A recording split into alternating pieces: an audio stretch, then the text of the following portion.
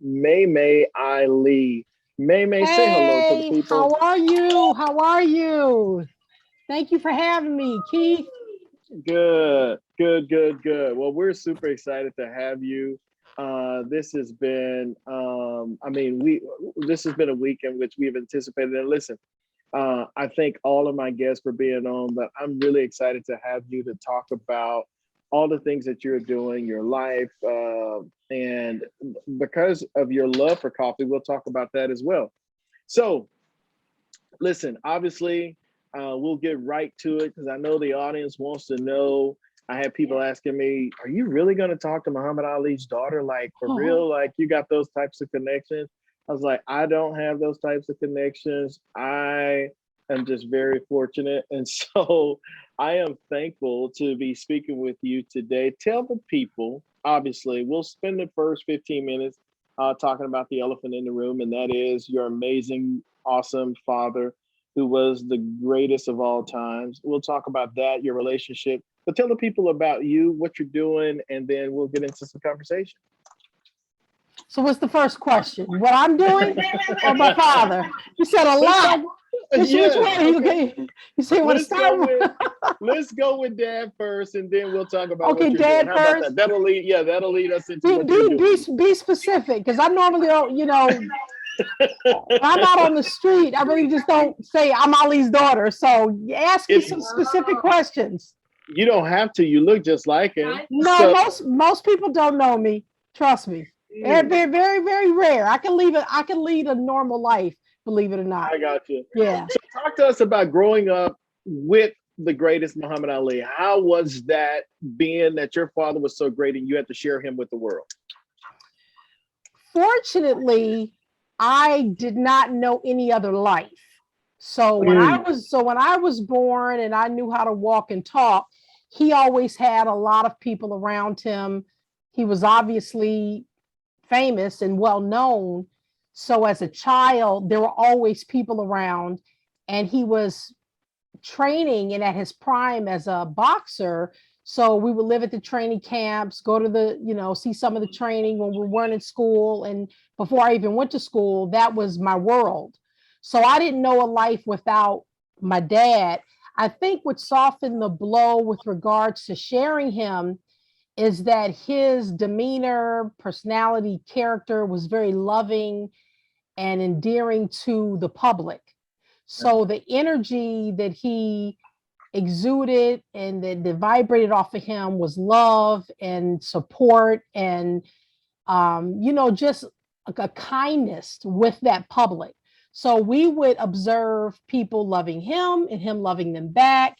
And so having that kind of energy as a child, it can only be positive. You know what I'm saying? of course. Um, Another positive thing is that although the world pulled on him in different ways, he gave us his undivided attention when we were with him and when we did have our quality time with him. He was a great father, wasn't distracted, always trying to teach us lessons and being a great role model for us. So, you know, it didn't, the impact wasn't that negative in Yeah. terms of trying to share him, you know. That speaks to a deeper volume of content about him as a man Yeah. that most people probably did not know, especially me, Mhm. because to know that you are that famous in your prime and to have kids that you still dedicate so much time to speaks volumes to how much Mhm. fathering or fatherhood meant to him and how much his dedication to ensuring that you guys grew up in a world where you saw kindness emulated and then you did therefore as you said that energy was transferred over to you. So that kind of speaks also into a little bit about how you got then possibly into the social services world. Yeah, I mean, as a young person, I've always had a lot of concern for oppression and injustice, and it really hit me. And I was very like I would watch documentaries or commercials about people suffering, and I would just cry, cry, cry. I want to do something about it. And we all have, something that probably gets us going. But I would say my maternal grandmother and grandfather and my father, they were great catalysts for me wanting to pick a profession where it was in, you know, the human services, social services arena. Yeah, And watching him always helping people without wanting any credit, anything in return, not wanting it to be publicized, which is the best way to give charity, and just yeah. seeing his how it was important for him to use his platform to stand up for other people. And you know, just he very had a very kind heart. I would want to think it's in the DNA, but also just being socialized to see him being that kind of person did have a great impact on my career choice as a social worker. One of the things that I really took away, I obviously your father, when I say the greatest, I think most of the times people always refer to, especially people in sports, refer to him as the greatest in the arena of sports, right? But I've ascribed to this my entire life because I for some reason I just gravitated to what he's always stood for as a man. And that was he reminded me a lot of my grandfather in the sense that my grandfather didn't have a lot, but he gave a lot and he cared about the disenfranchised a whole lot.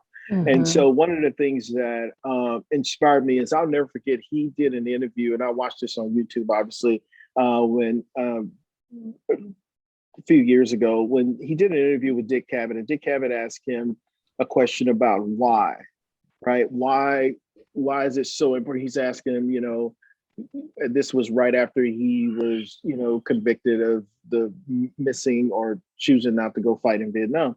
And he goes, I choose this because as a black man in America, I don't, you can throw us all in jail and it wouldn't be any different because jail for us in America is what we live every day, 400 years of it. Mm-hmm. And he says, and so I choose to do this. He says, because, and I use, and I'm paraphrasing, he says, but no people gain freedom without some people dying or losing something.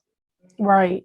That statement like really stung me because I think in a world today, when you tell a kid or you tell anyone, you have to sacrifice something in order for others to gain. It's almost like you're speaking a different language. Mm-hmm. And so for that type of selfless service at that moment, as a critical as a time as that was, I thought that was pretty amazing and pretty powerful.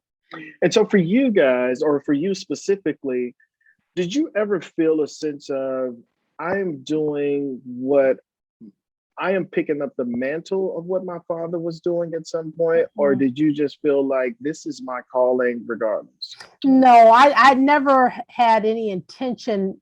It was never an intention to say my dad did this, so I'll do this. Mm, No, not at all. good. I would say he's an impact, and I think I can theorize that being socialized around that energy could have guided me to my career. But I actually enjoy working. I enjoyed working in that field, and I Mm, methodically picked it. Because of yeah, I wanted to be able to wake up every morning and like what I did every morning. yeah. And I gravitated towards, in social work, you could be in a hospital, you can be, with the elderly. And I did hospice while I was in college and did some mediation work. But what I really loved at that time was direct practice with young people, Mm, that middle school age where if you're going to join a gang, you're more probable of joining a gang or becoming a juvenile delinquent in those middle school years. That's where it normally occurs. And so working in juvenile delinquency, gang prevention, I just loved it. And I felt I had a very natural skill and talent for relating to everyday people. So mhm. I would my coworkers would give me the cases that were the most challenging. And I was able to get through some of those really hard to connect with young people and parents. Mhm. Because one thing about, urban communities and folks who have lesser than their skill and their talent for finding out who's genuine or not is very sensitive. They know when people are genuine They have to, because that's the only way to survive, to know when things are sincere or real or not real or fake. And when they meet a genuine person that genuinely cares about them, it might take a little bit, but they pick up on it right away, and so I probably the first 5 years of doing the work, I can tell I was able to relate and connect quickly with a lot of folks that are deemed unreachable. And Yeah.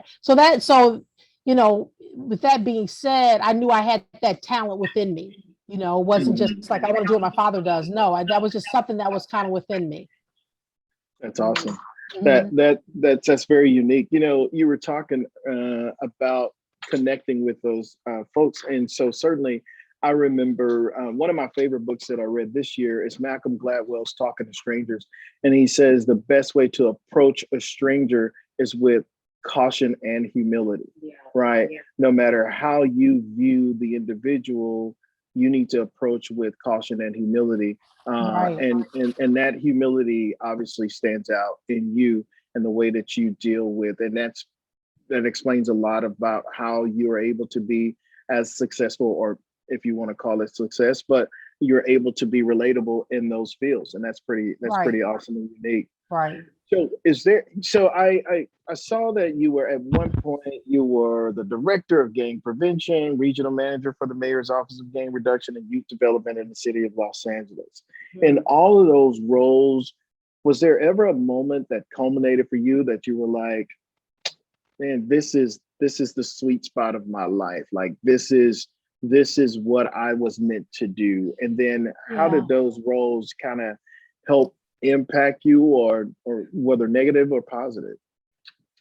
I would say the sweet spot would be maybe 3 or 4 years into initially starting at a program for youth and families. And I was asked to actually be a director of that department 2 years in, and I turned it down because I wanted to have more years in actually working with the youth and families themselves. Because Mm, if you become a director too early, then that direct practice and that experience, in the trenches, you just don't have that. And then yeah. you're trying to lead from a place where you're not really experienced and working with the youth and families.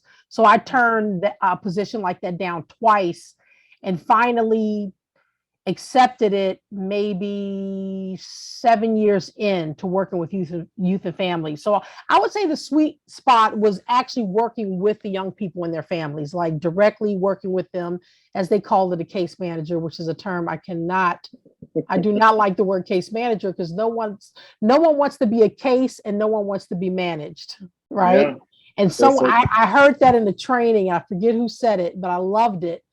I wish it was just human service worker, yeah. HSW, but case manager, I just don't like the term. But anyway, that was the term then. And just working directly with them and being just collaborating with them on how to get what they really need out of life, and connecting them with the resources that they didn't have, giving them the mentoring that they didn't have, trying to empower them within their own families, and trying to help them strengthen their family relationships that were, there were challenges with that, and just being in that groove with them, and being with these young folks, like for maybe 3 years, from sixth grade, seventh grade, eighth grade, and then seeing them now on Facebook, married, with jobs, with families, with great lives, getting their messages and testimonies. And Miss Ali, oh my gosh, and you really did help us. That program helped us so much. And knowing, wow, we really did something. We did something with that program. So that would be the sweetest spot. When I got to the mayor's office, that was the sour spot, because it got political. When you go to a political offices, the politics gets in the way, which is why I resigned from that position when I became a regional manager, helping to train and provide assistance for the same agencies I used to work for. That Wow. was fine. That was fun and great. But the politics that came along with working at a mayor's office. It just wore me out. So in 4.5 years, I said, okay, the politics are done. I'm tired. And, because the money for people from the federal government, state, budgets, that money is for the people. And when you see it being used in a way that's not as effective and efficient that it can be used, when you see all this need in the communities, I just got tired of it. So that I left the mayor's office, and it was good work done at the mayor's office. Don't get me wrong, but I'm just Sure. a person that likes to be. I don't want to be under that cloud of politics when I do Right. my work. So I Yeah, and left. I think Yeah.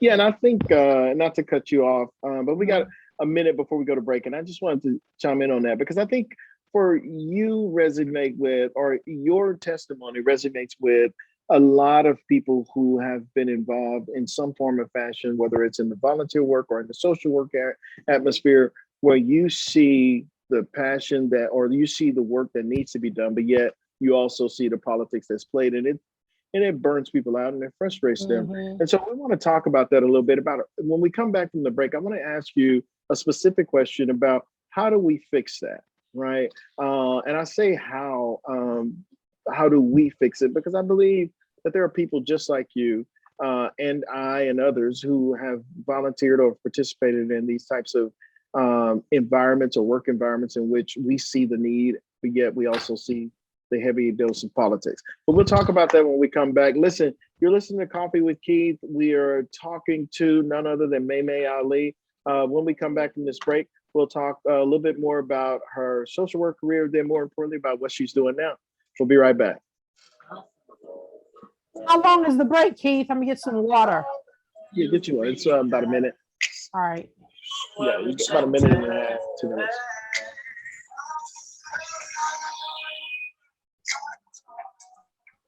So you know what? We can You can put your headset on and then you don't have to toggle back because I can hear her through this. You know what I mean? So you can put your headset on. That way we won't get the feedback. Oh.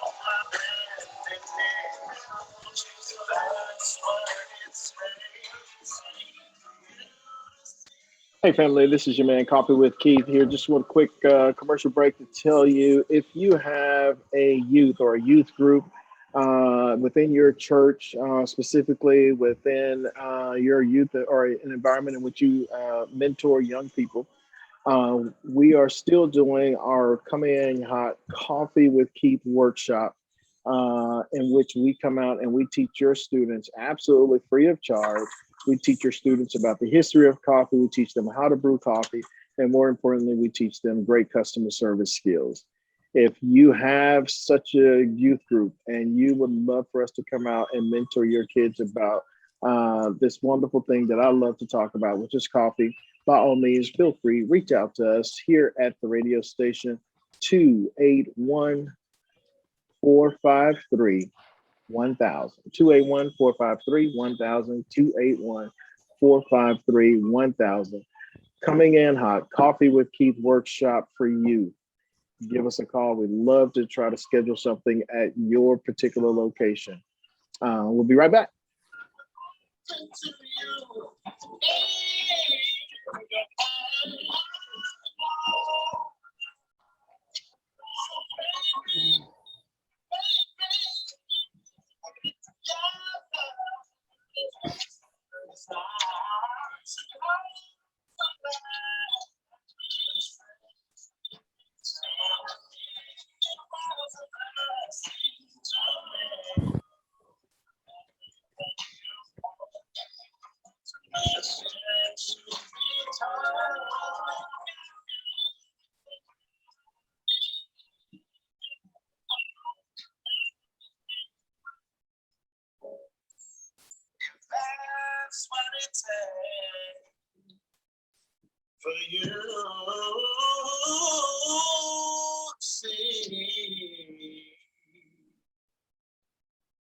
Welcome back, family.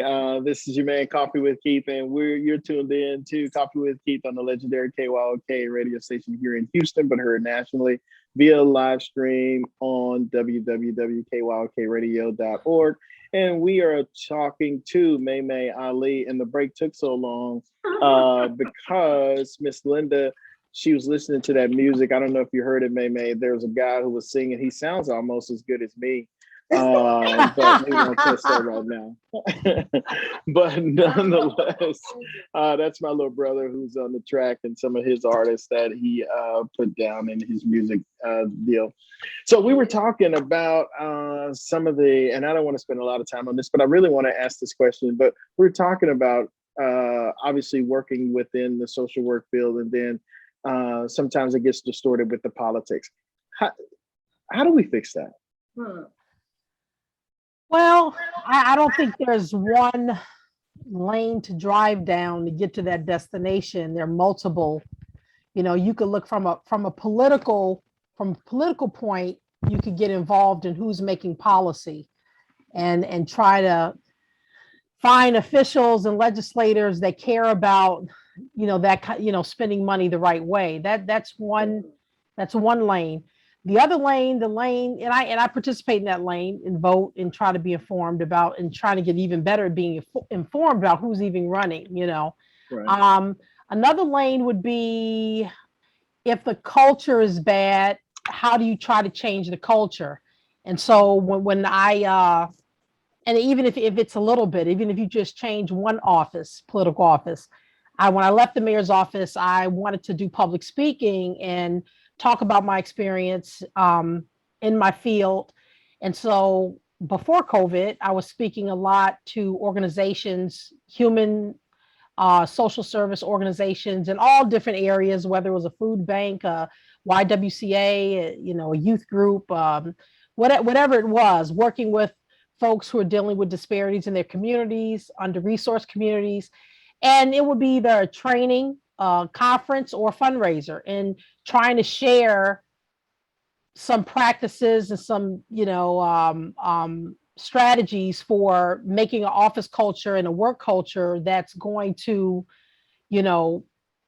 connect to serving people better, without the politics. Absolutely. What does that office politics look like? How does it create negativity among the coworkers and low morale? I've worked in offices where the morale is so low. We're trying to uplift communities and work with communities, but the morale is low in the office, and the things that we say that we're trying to do in our neighborhoods, we're not doing right in our organization. So and giving those examples, and then also trying to give examples and practices, best practices to stop that, and do better as serve people serve in the community. So that's another way. And being the change you want. In order for you to change anything, you need to mirror what you want, and you would hope that people will look at you and say, hey, especially if you're a leader, especially if you're leading the organization. And I remember when I was a director, in the small staff that I had, we had a lot of harmony, because it started at the top. I walked in positive, I was very respectful. The school, when we had to leave that school, where the school location, the school was really, depressed about us leaving because of the joy and the light that we brought onto the campus. So, leaders, there's a lot of weight on them, and there can be very impactful on how they even lead, because everything starts from the top. I've been in organizations where the leadership was very arrogant, demeaning, and that's how everybody else was.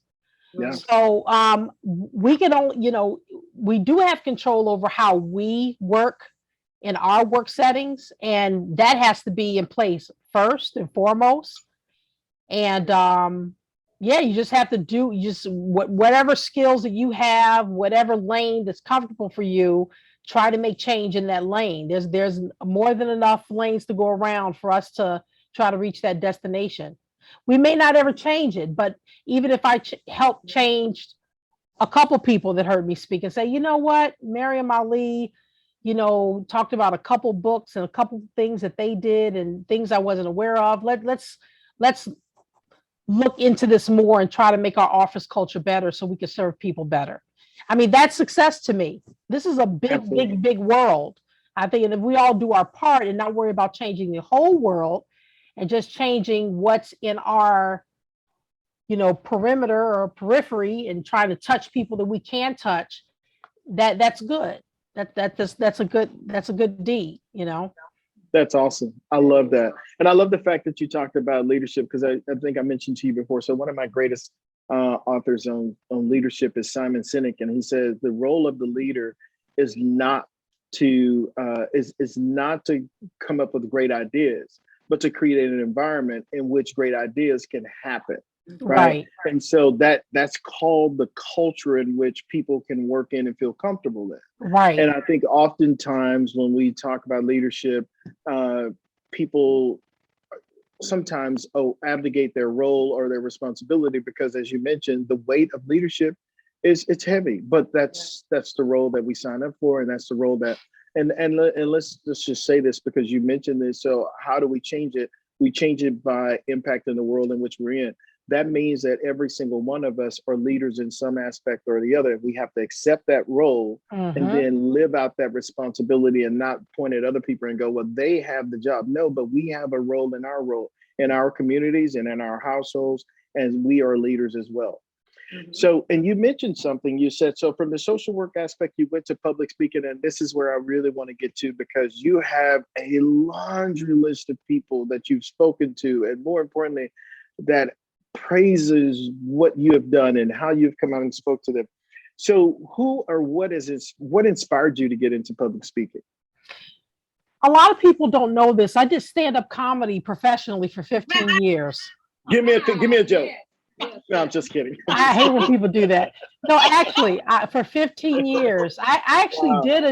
did a show in Houston about 4 years ago for the Muslim community. My friend of mine Okay. named Preacher Moss that lives there brought me out of retirement, and I emceed a show. And but no, I've been in front. I've been on a stage for a long time, but Mhm. I think when you get older, you kind of get tired of the grind of a 9 to 5.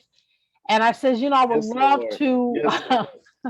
I would love to go out and share information. And I want to get more into training and do like you trainings with organizations. Um, and so it was just, I had already been kind of on stage and I'm doing public speaking through humor. And that does Right. help with my keynote speeches. But I wanted to just share information and you know, and see how that worked out. And I really enjoyed it. I really enjoyed it. But I want to get into more training. Yeah, I have a very interesting, I have a very strong fascination with the topic of communication barriers, empathetic listening, and I don't think we use it enough. There's a great book Wow. I just bought called Just Listen by Mark Goldston. And there's another one of my favorite books is called People Skills by Robert Bolton. And when I took a class, I was going for my master's degree and I didn't finish because they took away my major. That's another story. But anyway, um, they stopped my major right in the middle. And I'm like, what? Anyway, that's another story. Oh, So, but when I read this book, People Skills, I just was fascinated by it. And I actually did a training on the barriers to communication. And right now I'm flushing out, I'm reading kind of well, I've read all of the specialists in that, not all of them, but a lot of the specialists in the field. But a lot of these 200-page books are very intimidating to that person who just has a high school education. So yeah. what I'm working on now is doing a book and kind of compiling some of the best theories and concepts of, really effective communication and making it a book that's not intimidating, that doesn't read like a textbook, that gets right to the point. Because at the end of the day, the world revolves around how we communicate and deal with each other. And the politicians, from politicians to reality shows to just anything that's in popular culture, is actually the opposite of what effective communication is. Mm. And it's a skill that, you know, it's a simple skill, but it's a skill that has to be practiced and learned so it can become habit forming. Of course. And we hear people, but we don't listen to people. Mm. And we have I'm guilty of this. And you know, when I'm reading this stuff, I'm like, oh my God, I'm guilty of that. And we're wondering why doesn't my son or daughter or husband or coworker, why are they so resistant when I'm talking to them?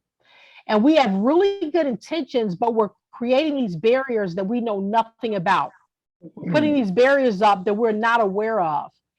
And so I'm, you know, hopefully this time next year, my book will be finished, and it could be something that I think about the families that I've worked with, all the struggles they're going through, you know, the late night work schedules, not being able to be at home with their kids, just, you know, living from paycheck to paycheck. What kind of book would they need that they can actually read, enjoy, don't feel intimidated by? It could be a book for everyone, but it gets to the point of some of these great strategies on how to communicate in a way where they can actually get what they want and they can actually help people as well.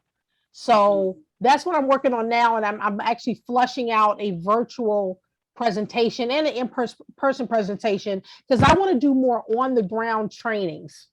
Wow. To, you know, in urban communities and rural areas. I want to do more on the ground trainings on this topic.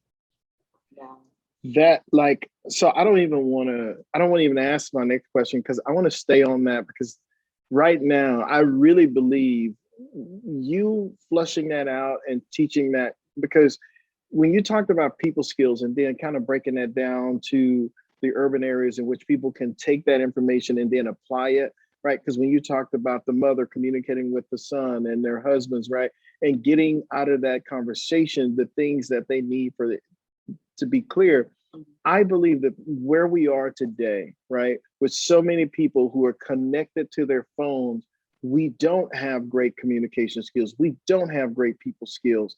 And so we wonder why there's a disconnect when we try to communicate. So can you talk more in detail about what that actually looks like for the parent who probably is listening today going, man, I try to communicate with my son or my daughter, but they always are on their phone, or they get agitated really quickly because I use this tone in my voice. Can you talk about that in more detail, please? Well, there are a lot of different factors that go into this, and I'll just give you a few. So we learn how to communicate from our parents, from society, right, from teachers. We learn really bad communication skills. And what that means is, just say you're a parent who, or you're just say you're a friend. Let's forget the parent. Just say it's anybody. Yeah. You're a friend to a friend, and your friend is going down the wrong road, is experiencing really bad, horrible things because of the people they're hanging around, and you love them dearly. The inclination is usually to say what the person is doing wrong and give them advice. That, I mean, and you can do it you can be sweet about it. You know, if you would do this, if you would just do that. And that doesn't work most of the time, because when people are dealing with something that's concerning them, or unless someone is asking for the advice, when people are dealing with things that stress their lives, bad boyfriend, bad girlfriend, bad job, and they're in stress mode, or this is a very important topic, giving them just straight advice and acting like you have their solution, it usually cuts people off. Yep. Especially if you do that like a lot. That's kind of your way of communicating. So what you should do, and I hate to say what you should do, advice, no, but what's effective is really listening to the person and trying to reflect and make them understand that you understand what they're going through. Even if it's something bad, even if they're, you know, an alcoholic and they just love alcohol, or they love weed, or whatever it is, try to understand the hardship or the problem or the feelings that are putting them in that space. Right. and reflect that. Don't give your opinion, don't give your advice. Just the way you ask certain questions, and you can't ask too many questions, but it's the way you respond to them to say, I get where you're at. You're feeling like this and this, that, and this, that, right? Because Wow. what'll happen is there's a way to talk to a person that will motivate them to find their own solution. You want to get them to kind Wow. of talk to them in a way where you almost get to a solution that they even talk about, right? So what do you think that would help you, get over this, or how do you want life to be, or so there are actual skills to get to that. What we do is we interrupt, we'll be a little critical, or we might completely avoid their concern by saying something sarcastic, acting like saying something humorous, or making the story be about them. Oh, you think your boss is bad? Let me tell you about my boss. Making the story about this their turns into their story. Or you might just reassure them too much and say, you know what, your son, he'll be all right. You guys are good parents. He'll grow out of it. And that's harmful too, because you're not even acknowledging the concern that your friend has for her son. You're brushing it off. So there are all these different barriers, whether you're judging in a certain way, you're avoiding their concern, or you're criticizing or giving them too much advice. And there are about 12 of these barriers. And part of the book will be about those barriers. But just empathetic listening, most people don't know how to do. Wow. They don't know how to just Wow. be quiet and just listen to the person. Because when a person feels valid, if their feelings are validated, even though the feelings do not jive with your religious beliefs, or with your morals, it's not saying you're condoning it, just listen to where they're at and try to understand them, and then then they're going to lean in and they want to talk to you. Then they might be open to a suggestion, but you got to listen first. You just can't say, okay, I hear what they said, this is what I'm going to say to that, so I can help them get out of this rut. So it's a skill, and it's a process, and it's something that we should all learn. We take 500,000 math classes before we're out of college or out of high school, and we forget every algebra equation. We don't learn the stuff we really need, right? And so we don't really learn effective communication, you know. And that's why married couples go to counseling. They go to counseling because they shut down on each other, and they're not realizing how you think you're helping me is not helping me, is making me be frustrated with you. And you're saying, I'm only telling you what's right. I'm only telling you what's right. But you're not addressing the problems I'm having in this relationship. You're just telling me what is right. And what is right is not the problem. What the problem is, I'm frustrated with something that you're doing. And let's talk about that. And so empathetic listening is a actual skill that has to be learned and practiced. And it's amazing, once you understand it and practice it, you'll see your relationships, because I've used it. You'll see your relationships just change like within a month. You'll have friends. If you think about the friend that you're always bumping heads with, or it's always frustrating talking to them, either one or both people are doing these communication barriers. And there is going, and then you have friends that they're easy to get along with, they're easy to talk to, and a lot of times it's you're the problem. The way you're communicating with them, or they're both the problem. You're both just cutting each other off, trying to get your word in, and it's communication is a competition. It's not, let me listen to something that I might not agree with, but let me at least listen to this person and tell this person I know how they feel, or understand them first. Don't try to be understood, try to understand first. And that's usually the key.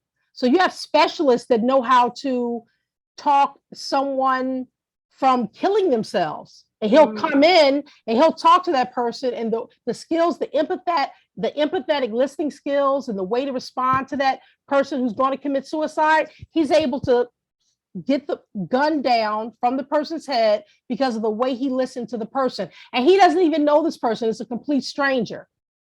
But he was able to, so I would tell everyone to pick up the book People Skills and Mark Goldstein's book Just Listen, because he trains the FBI.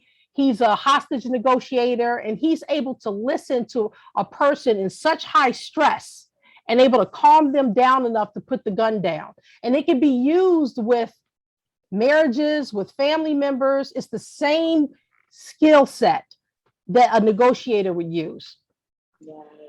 Yeah, wow. So Mark Golson, I actually saw those YouTube videos of him doing the hostage negotiation. Actually, I saw him on TED Talk, and it was phenomenal to hear that. But also,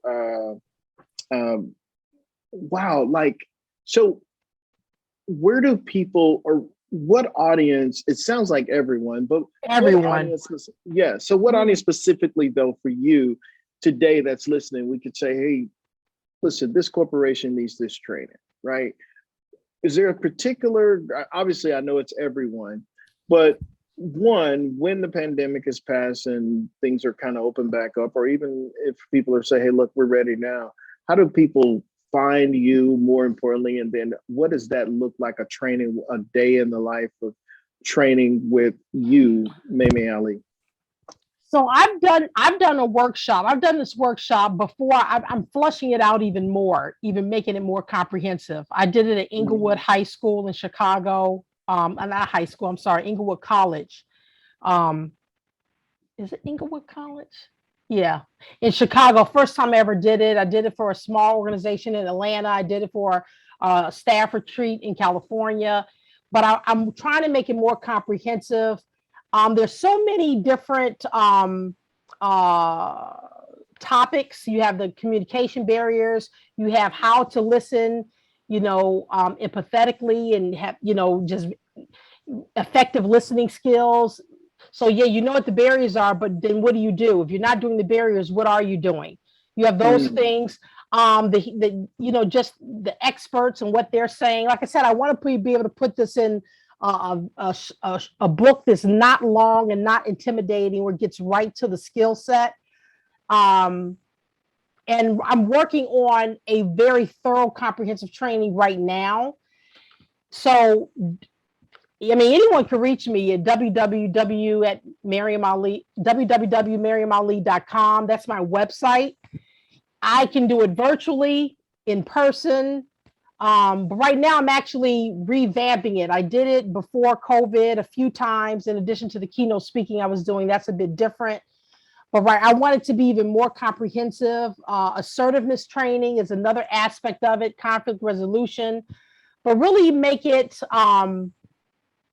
relate to folks right now today, Right. and make it accessible, and use the examples. If I'm in a certain community, use the examples that community understands, Right.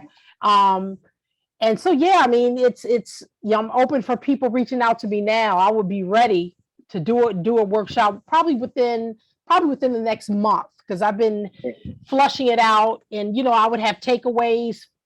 Even if it's virtual, I would be able to, I guess, whoever the organization is who's hosting the training, they would get paperwork from me so they could have something that they could use to start learning these skills. And like I said, I'm just trying to take from some of the best experts. They have these books that are 200 pages, and getting the best of what's there, and being able to put it in a format that anyone can just look at and understand right away, as opposed to reading 20 books, right? Absolutely.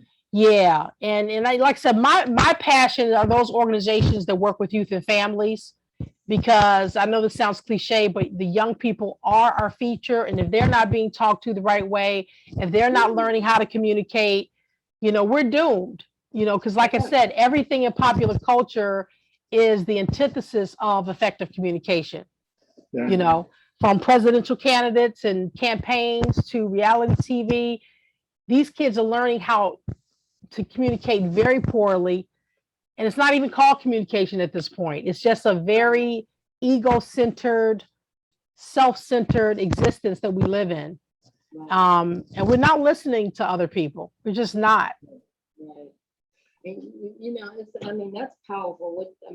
This whole segment here of what you're describing about communication is so critical because, like you said, as we are seeing our young children, they are products of our lack and inability to communicate. There's no understanding amongst each other Mm-mm. in our relationship, and that the barriers have got to come down, and we shouldn't be talking at each other, but talking to each other and listening. And I applaud you on going forth in this because I think that what you have, and you have the influence. Yeah, You absolutely. definitely have the influence. It may not be it with the boxing gloves, but you have it certainly in your voice and in your passion to be able to help our people, our community, everybody to learn how to communicate and make this place, like Diana Ross said, a better place. Yeah, a better place. Yeah. And Let me ask. Oh, go ahead. what I love the most about when I did do the workshops the first time I was doing it, I made it so interactive, Yeah. which was awesome because when we talked about, let's just say, a communication barrier, and we showed an example, there are all these aha moments in the audience where people going, "Oh my God, I do that all the time. No wonder they don't listen to me. No wonder I didn't understand that." Because most people have great intentions when they're talking to you. They most people don't want you to fail. It's just that the way they're helping, they don't understand is failing the way they're trying to help. So I would get stories from the audience, and it was so personal and so intimate. And I would want to make the virtual trainings that way. I don't want to be a talking head. Let's learn the skill. Now let's talk as a group and give real life experiences, because I also would love to use that information for the book I want to do. You take some of those stories and be like, these are real stories of 2021 families, 2021 couples on what they're dealing with. And some of the books I've read, some of the best things in those books are the stories that they've able to capture from real people. And so, the trainings would be very interactive, and a lot of participation from people. And they don't have to share. They could say, I had a friend, it was really them. They don't really have to share personal information, but the idea of those conversations, or the challenges that they're having with people, with their friend they're having with people, that makes the workshops a lot of fun. And I actually did a survey. The very first one I did, I had a survey on what they thought of it. And I'm telling you, 98% was like, we never knew this information. Wow. I've had 4 years of college. I have my master's degrees. I've never knew this information until now. So I know it's something that, like I said, it's accessible to a lot of people, but there's so many swaths of people that aren't going to read the books that the experts wrote. Yeah. There's just so many people, they don't have time. They're not going to read a how-to book that's 200 pages long. Yeah. Obviously, I am one of those people who did not know, right? Like all of this stuff that I'm learning right here. So I'm being quiet so that I don't say anything stupid. But no, listen, we've got less than 5 minutes, and I want you to continue, and I want you to share with people again how they can get in contact with you. But I want you to close the show out, basically telling people what you want them to know about these workshops that you can do, whether it's for family, that are working with youth, or with youth in general, or just in general, their corporations, how they can get in touch with you, and more importantly, how you can tailor what you do to fit exactly what they're needing in their life right now. Well, my website is www.mariamali.com. There's a contact page on there, and someone will get back to you within 3 days tops. When I did do keynote speaking, I worked very closely with organizations to tailor exactly what they want. On the website, you'll see, and I'm going to redo some of the content on there soon. You'll see testimonials about organizations I've worked with. There are many. Um, you'll the communication stuff is on there, but I'm gonna change it a little bit. I changed the title, but I work closely with them to tailor what it is that they want within the topics that I do talk about. I do talks about my dad. I've done Black History Month talks at colleges. I actually do I have a presentation about families dealing with someone with Parkinson's disease. I've spoken for pharmaceutical companies, hospitals. Those are just some other things that I've done. But like I said, I want to do more of the communication workshops. That's where my heart is. That's what I love the most. And I think it's the most need is there.